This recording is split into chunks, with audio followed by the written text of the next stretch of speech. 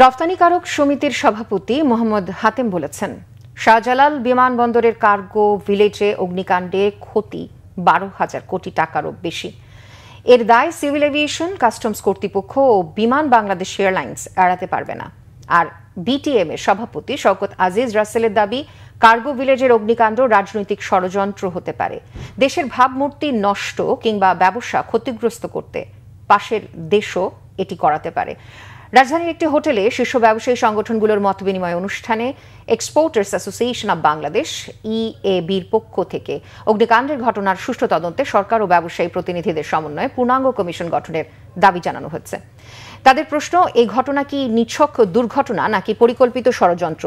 এতে শুধু আর্থিক ক্ষতি নয়, দেশের ভাবমূর্তি ক্ষুণ্ণ হয়েছে মত তাদের।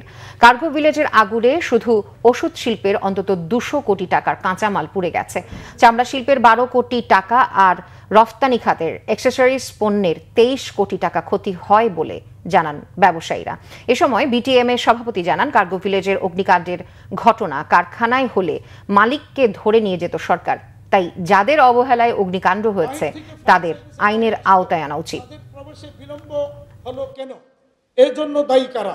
ভবিষ্যতে এ ধরনের ঘটনার দায় কেউ যেন এড়াতে না পারে, সেই জন্য দায়িত্ব অবহেলার শাস্তি কি হবে? আমরা মনে করি এসব প্রশ্নের উত্তর খুঁজে বের করতে সরকারের পক্ষ থেকে অবিলম্বে একটি স্বচ্ছ ও কার্যকর তদন্ত করা অত্যন্ত জরুরি। এভাবে যদি ক্রমশ ফ্যাক্টরি পরের পর অগ্নিকাণ্ড হয়, হইতে হইতে শেষ পর্যন্ত একটা আন্তর্জাতিক বিমানবন্দরে হয়, আপনারা চিন্তা করেন আন্তর্জাতিকভাবে আমাদের ভাবমূর্তি কোথায় যাবে।